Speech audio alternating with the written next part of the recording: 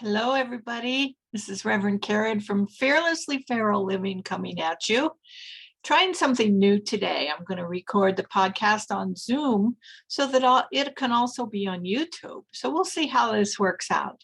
Anyway, today I want to talk about aids and tools and the difference between them and how using tools can help you live fearlessly feral and how using aids can help you use the tools. How's that for nonsensical? But first, here's the official Fearlessly Feral introduction. Welcome to Fearlessly Feral Living, broadcasting to you from the Woogie Ranch out here in the back 40 of northwestern Nevada, where I'm a half an hour away from the nearest gas station and the nearest grocery store. This is a podcast devoted to using new thought principles to ensure successful, creative living. Fearlessly Feral is a focused ministry of Centers for Spiritual Living and is devoted to the vision of a world in which everyone lives fearlessly feral, in other words, wild and free. Today, I want to talk about what it means to live fearlessly. I think we all experience fear to one extent or another. It's how we respond to that fear that I'd like to address today. And for those of you folks who think fear is a good thing and we shouldn't try to eliminate it from our lives because it keeps us from doing things like touching a hot stove, I've got news for you. That's not fear that keeps us from touching the hot stove. It's good old-fashioned common sense. The kind of fear I'm speaking of is the fear that limits us. And I'm talking about removing all limitation from our lives. It's that limiting fear that I'm speaking to today. The kind of fear that says, you can't do that. What would people think? The kind of fear that says, you can't do that. You're too old to do that. The kind of fear that says, you can't do that. It's never been done before. Or just plain old good-fashioned fear that makes you put up the barriers to the outside world so no one can get you. The walls are up, both literally and figuratively sometimes. Figuratively, we don't let people in. We have superficial relationships. We don't allow close relationships to happen because they frighten us. And there goes the dogs in the background playing. If it gets too loud, I'll put them out. Figuratively, that's the figurative side of fear. Literally, sometimes we lock the doors, we close the curtains, we put up the walls. We block everything out. The only problem with those walls is that it keeps everything out, even the good stuff. It keeps out the sunlight of the spirit. So today I want to talk about using tools and aids to get rid of that fear that keeps all the good, yummy stuff from our lives and to allow us to successfully deal with the not so good, yummy stuff. So I have a theory. It's based not on scientific research, but simply on my own observations. This theory says that we go through life and life happens. And it happens to all of us. All of us have had shit happening to us in our lives. It seems to be a part of life. It's how we react to that happening that makes all the difference in the world. Remember that old tale about the two twin boys who received the same birthday present and had completely different reactions to the present? They received a stall full of horse manure. One boy was dismayed. He was heartbroken. He was angry. He couldn't understand why his parents would give him a room full of horse manure. The other boy was ecstatic. He said, with all this manure, there's got to be a pony around here somewhere. That's the difference between responding to fear in ways that limit us or responding to fear in ways that allow our expansion and our growth. As those two boys aged, I bet the one with the positive attitude learned some aids and some tools to deal with shit happening in his life. The other one, maybe not so much if he didn't change. He's probably the guy who was always blaming everybody and everything else for his problems. So today I want to talk about some tools and some aids to help us not only deal with life, but also get the good, juicy, yummy stuff from all that bad, because it's in there. We just have to change our perception a bit to find it. We just have to be willing to look at life with a different set of eyes and a different attitude in order to receive the good that's always buried there. We just have to know that where there's horse manure, there's always a pony. I started Fearlessly Feral Living because I believe that we do not have to live life having succumbed to events that eventually begin to wear us down so that the light goes out of our eyes. This is what I want for people. I want people to enjoy life fully. I want them to experience all the good that life has to offer in spite of shit happening. I want all that good, yummy stuff to happen for you. So when stuff happens, when shit happens, there are tools to deal with this stuff. These tools are so effective as to appear magical, but they really aren't. They work. They're powerful, they're quick, and they're easy. But sometimes it might appear that they're too easy. Nothing that easy, nothing that simple could possibly work. How can that work? How can that manifest in my life? How can that change my anxiety to peace and relaxation? How can that change my fear to love and faith and knowingness? How can they do that? Well, I'm here to tell you that they can and they do. Sometimes I get frustrated even with myself because I know the tools, I've got them, I've used them, and yet sometimes I revert back to using aids without benefit of the tools. And then I wonder why they don't work. Sometimes I revert back to old ways of thinking and believing, and then I wonder, how did I do that? How did I get there? My experience has been that people do not like to change their thinking, and this is one of the essential things in living a life free from fear, a fearlessly feral life. We have to change our thinking. The only problem with that is that sometimes the default setting seems to be that when requested to change our thinking, we go to the default setting of, well, the old way of thinking was bad. And we go to shame, and we immediately put up resistance to changing our thinking because we don't want to feel shame. We don't want to feel bad. Well, I'm here to tell you that the ways we used to think, or we thought that way because it served us. It served us in some way, shape, or form. And that doesn't make it bad. It just means we've changed. And those old ways of thinking are no longer serving us. They're not bad. They've just outlived their usefulness.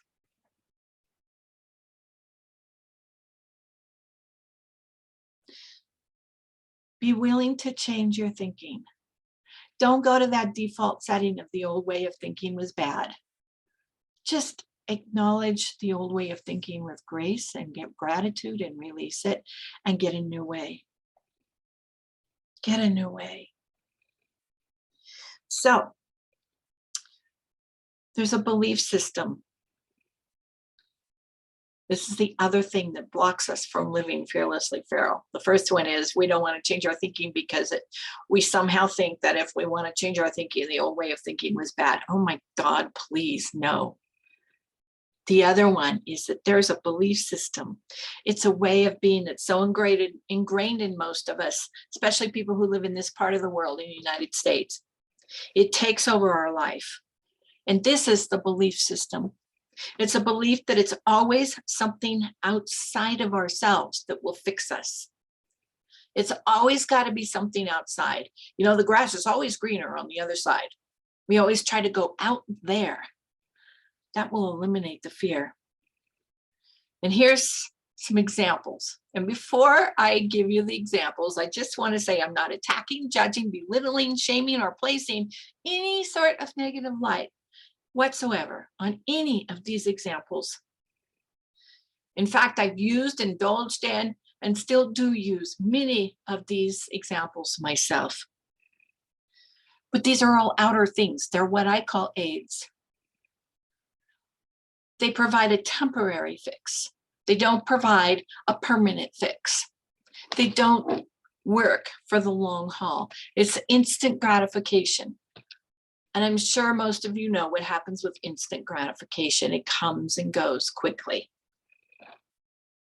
So here's these examples. Here's some aids that we all like to use. We call it the universe instead of God. That's a biggie. It doesn't matter what we call it. God's big enough to handle all the names. The principle behind calling it that is that it's an outer God. It's an outer universe. What's the difference between saying, I asked God to do this for me, and saying, I asked the universe to do this for me? There's no difference. It's all outer. It's all outside of ourselves. There's no difference there. That's an aid when we go outside of ourselves to fix it. That implies a lack of trust in our own ways, our own strength, our own power. Here's another aid. We find peace in nature. Well, yeah, I do that all the time. I have to be outside every single day, no matter what. But it's still an outer fix. It's still very temporary. And what am I going to do? Like today, I can't go outside. We've got smoke from the fire, the mosquito fire. It's smoky outside. Can't breathe out there. I can't go outside today. What are we going to do when we can't go outside? What are we going to do if we live in a big city and we can only go outside on weekends? Are we going to be miserable the rest of the week? Nature's wonderful. It's a great aid. Being outside is a great aid, but it's only an aid. There's another outside fix that I absolutely adore. It comes under the umbrella category of New Age. I'm talking about candles and essential oils and Reiki and energy movement and psychic healing and tarot and astrology. The list goes on and on and on here. That's all wonderful stuff. It's still outside. I use this stuff, but it's still a temporary fix because it's outside of us. There's another outside fix because it goes within a little bit, but it doesn't take it far enough. And this is therapy. And yes, I've used therapy till the cows come home. I'm still using therapy. I've got an equine therapist I work with on a regular basis, or at least I will once I can ride again when my new hip heals. Hire a shrink, go to the treatment center. But recognize it's just a beginning. It's basically outside stuff. They only visit the inside briefly. They don't really take a deep dive in there, at least not in my experience. Do the work, but still, stuff has to change on the inside. True change doesn't happen from simply becoming aware of what goes on inside of us. True change happens when we become aware of some deeply held beliefs and thoughts and perceptions, and we become willing to change those from the inside out. Here's another absolutely wonderful, for some people, not for me anymore, outside fix. It's drugs and alcohol. Now I've been sober for 35 years. I don't use that stuff anymore. But it's an outside fix. How many people come home from work and have a few drinks? How many people have wine with dinner? How many people drink every single day? It's an outside fix. It does. It can relax you and help you feel better, loosen you up, make you feel better in social situations. I get it. I get it. The drugs can cover up pain, both physical and emotional pain. But when they wear off, all that pain, all that uncomfortability, it all comes back. They're a temporary outside fix. So those are all aids. Some of them are really fun. Really, really fun. I have a whole cupboard full of scented candles. I have a whole drawer full of essential oils. I'm wearing lavender essential oil today. It's all great stuff. I use therapy.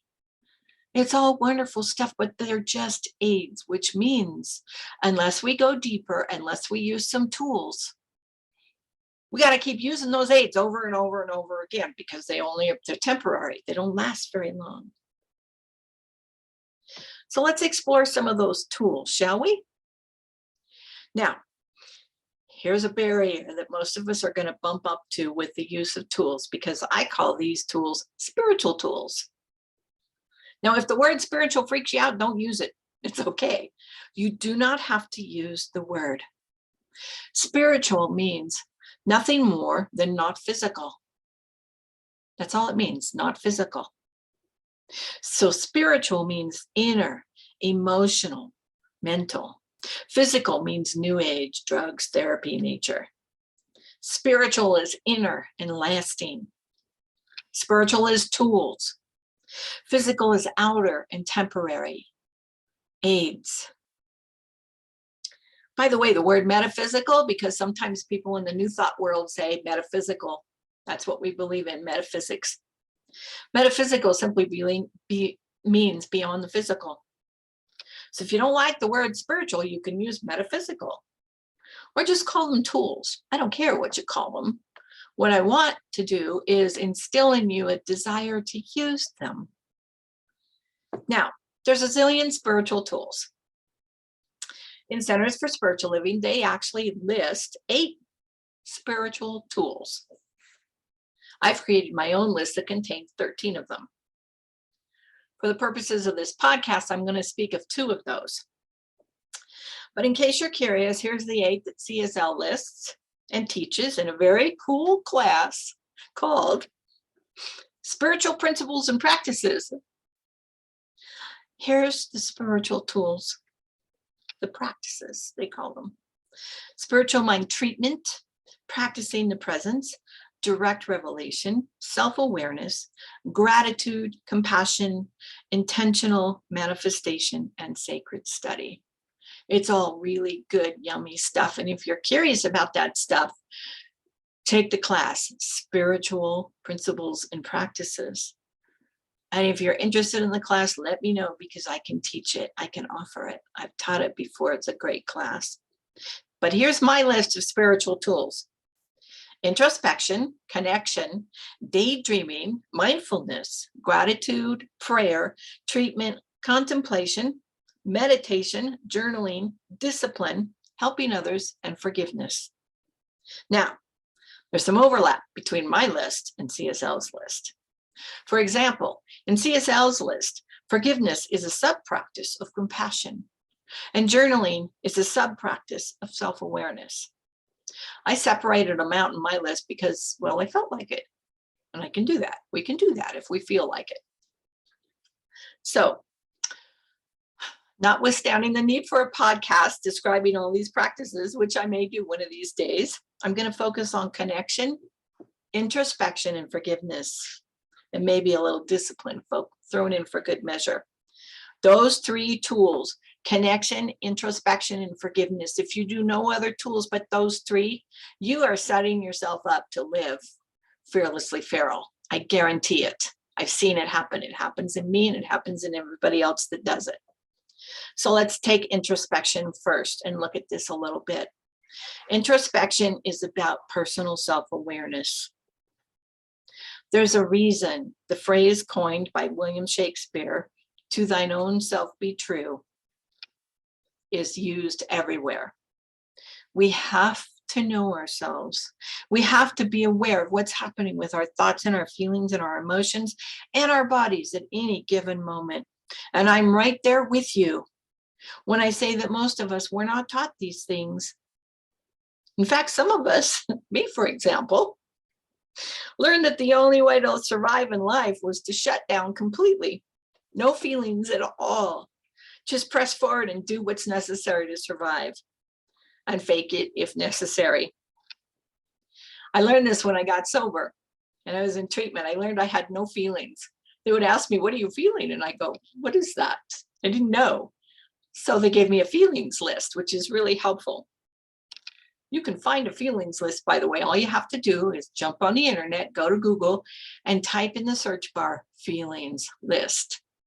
And you'll get a great list. You'll get a whole bunch of lists of feelings. Today, I still go into shutdown mode and can't feel a thing sometimes when something happens, when an incredible amount of stress happens all at once. But today I'm aware of it.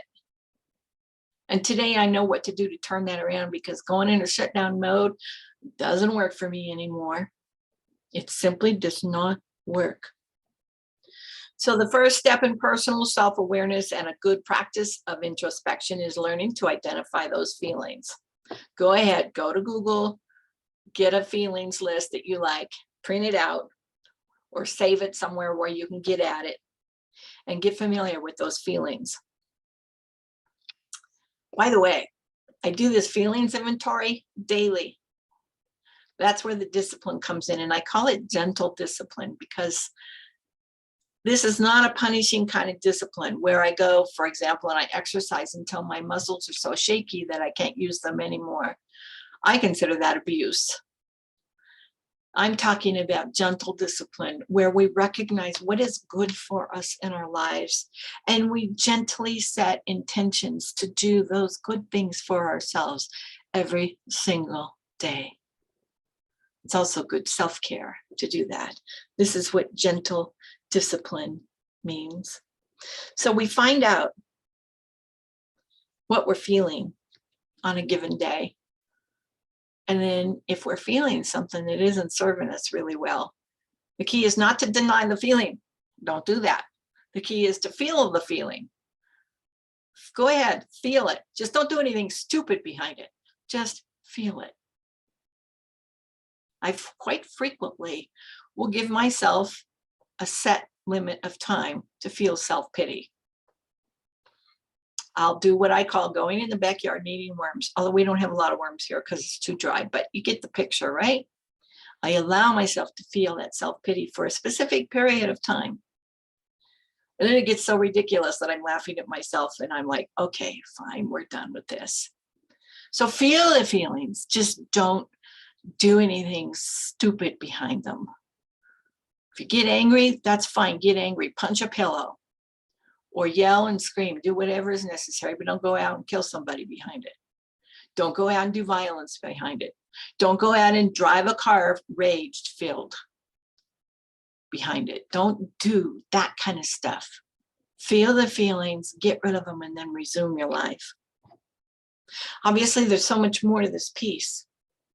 You can take a class to learn about this stuff, or a workshop, or do some private one-on-one here. This is just basics. I don't have more time to go over this stuff in a podcast format.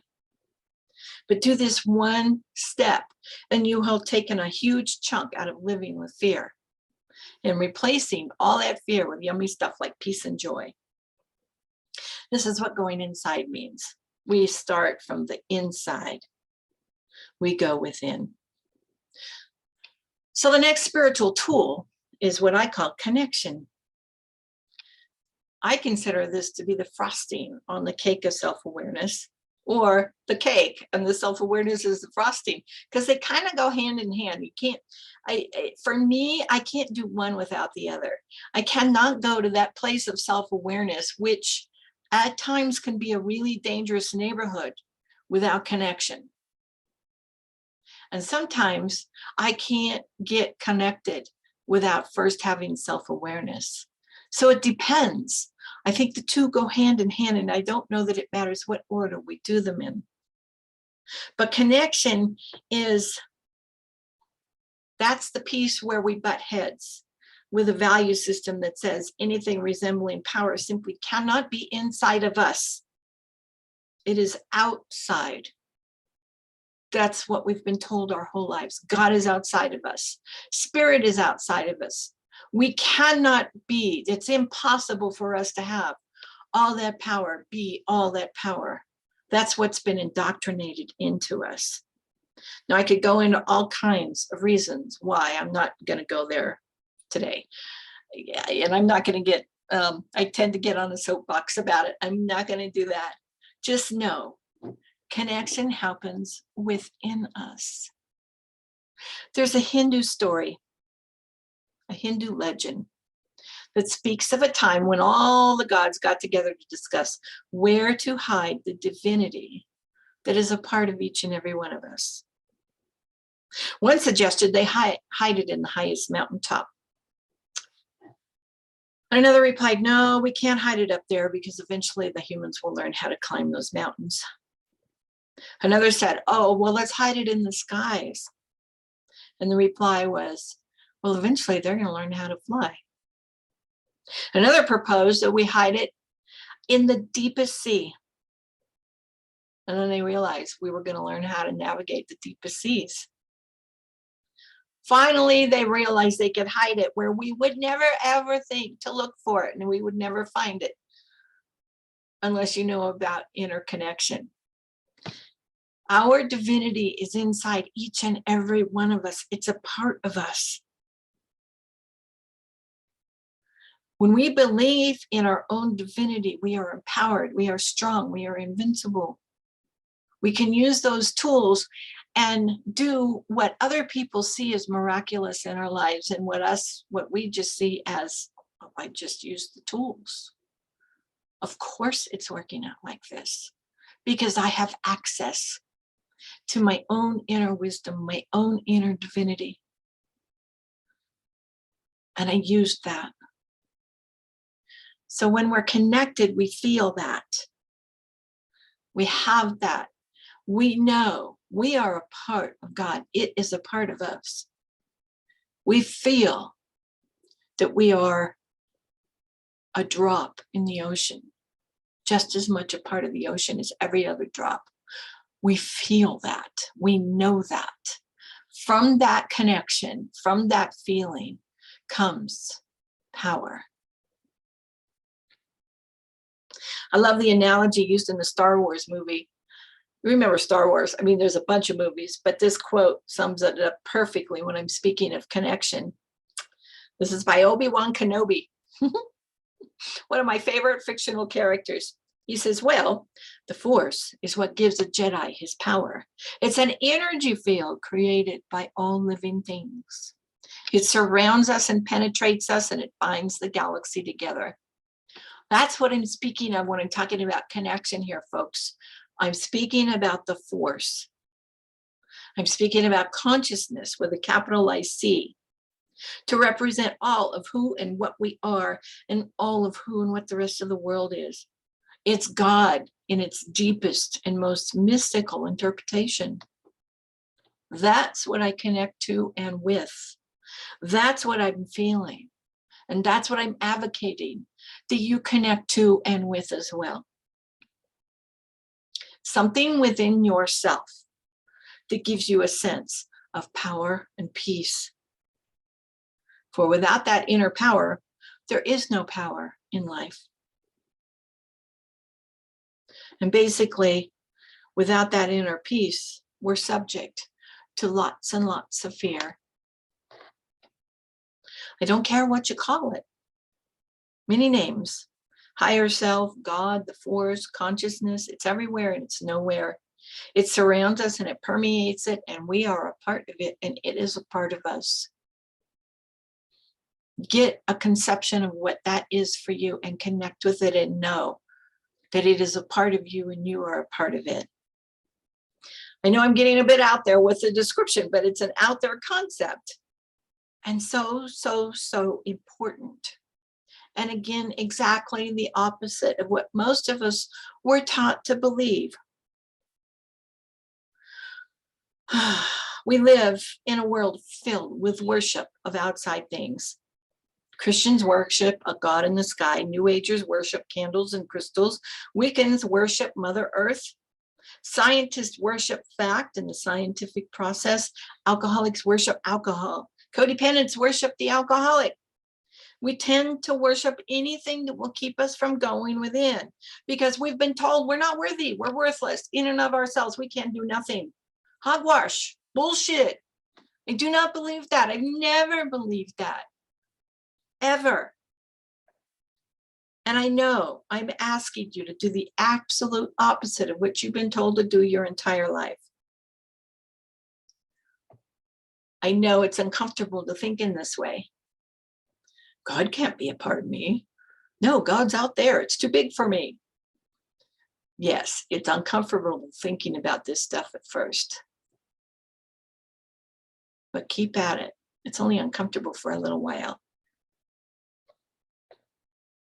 To keep it simple at first, just know that when you make an effort to connect, that feeling that you get of peace that allows you to know who you are, that's connectedness.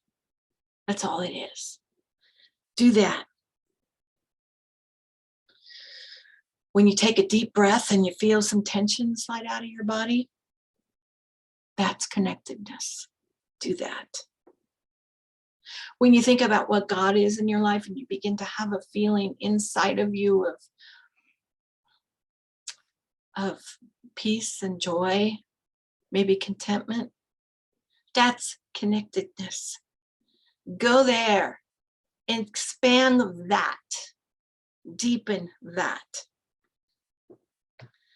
So that's a little bit about self-awareness and connection. Again, there's so much more.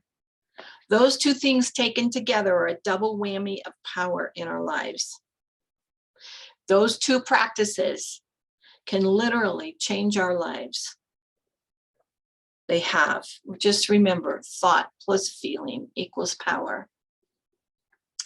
So now we come to forgiveness. So if we think about self-awareness and connection as a nice cake, I used the cake frosting analogy before. So now self-awareness and connection are both the cake. It's all yummy, good, and deliciousness. Forgiveness is the icing on the cake. I don't know that it's possible to forgive without first having the introspection and the awareness and the connection, the self-awareness and the connection. I think they're all wrapped up together. I believe that forgiveness is the most powerful spiritual practice that we can do. I also know personally that it can be the most difficult. And forgiveness is something that a lot of us really have an inaccurate perception of what it is. So here's what forgiveness is not. Forgiveness is not about condoning bad behavior. We still get to set and keep boundaries when we forgive. Forgiveness is not about winning and losing. Doesn't matter. Winning and losing is such a toxic thing sometimes. It doesn't matter. Forgiveness is not about them at all, ever. Notice everything I've spoken about up to this point. I've never once mentioned them because it's not about them. Forgiveness is about us. Forgiveness is about giving ourselves the freedom to move on with our lives without allowing other people, places, or institutions to have any power over us.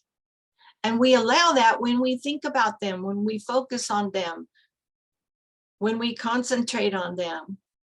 So we turn our attention away from them and towards ourselves. Only ourselves. You may have heard this saying before. Not forgiving is about drinking poison and expecting the other person to die. Not forgiving means we are drinking the poison. They don't die.